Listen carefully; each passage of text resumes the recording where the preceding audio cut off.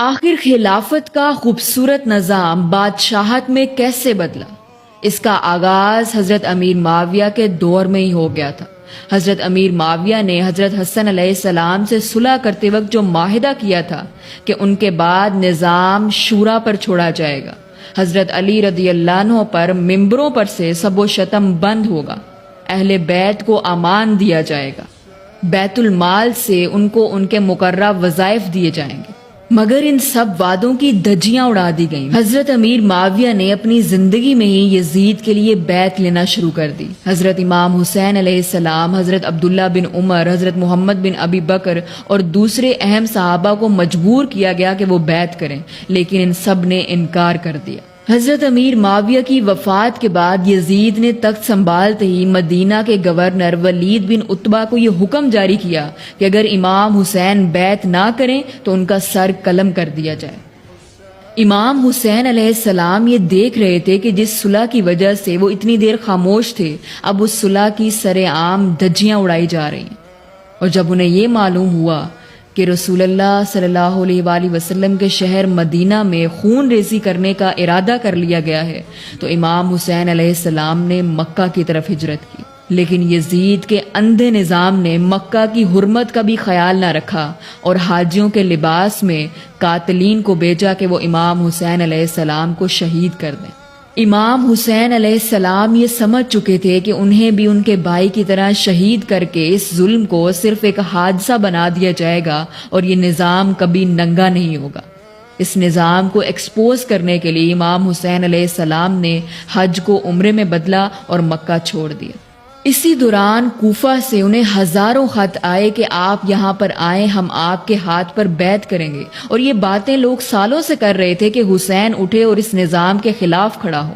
لہٰذا انہوں نے اپنے چچا زاد بھائی حضرت مسلم بن عقیل کو بھیجا کہ وہ جا کر کوفہ کی سچویشن کا پتہ کریں، لیکن یزید کے گورنر ابن زیاد نے خوف اور دولت کے زور پر لوگوں کو خرید کر ڈرا کر مسلم بن عقیل کو بے دردی سے شہید کر دیا۔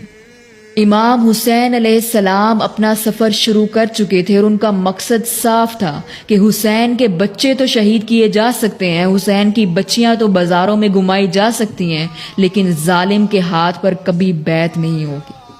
اور پھر 1 محرم 61 ہجری کو امام حسین علیہ السلام کا قافلہ عراق پہنچا اور یزید کے کمانڈر خر بن یزید نے 1000 لشکر کے ساتھ امام حسین علیہ السلام کا راستہ روک لیا۔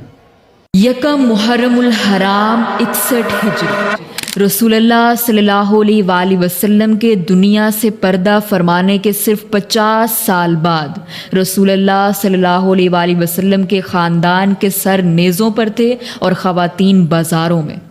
آخر کیوں؟ آج کچھ لوگوں کو لگتا ہے کہ یہ صرف ایک خاندانی اختلاف تھا یا سیاست تھی۔ نہیں، یہ ایک پورے نظام کی تباہی تھی۔ It was a system collapse. So let's talk about this brutal reality. Karbala کوئی اچانک پیش آنے والا حادثہ نہیں تھا، کربلا اس نظام کا نتیجہ تھا جو دین کو چھوڑ کر ایبسولوٹ پاور، طاقت کے پیچھے بھاگ رہا تھا۔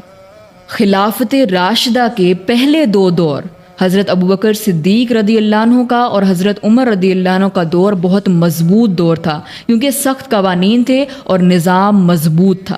حضرت عثمان رضی اللہ عنہ کے دور میں ان کی نرمی اور رحم دلی کا فائدہ اٹھا کر فتنہ پرست اور ان کے بعض رشتہ دار گورنرز نے نظام کا غلط استعمال کیا، جس سے نیپوٹزم اور باقی خرابیوں نے جنم لیا، اور حضرت عثمان رضی اللہ عنہ کی شہادت کے بعد مسلمان ہر طرح سے 2 گروہ میں تقسیم ہو گئے۔ ایک طرف حضرت علی رضی اللہ عنہ حق پر کھڑے تھے اور دوسری طرف حضرت امیر معاویہ رضی اللہ عنہ طاقت کی سیاست کر رہے تھے۔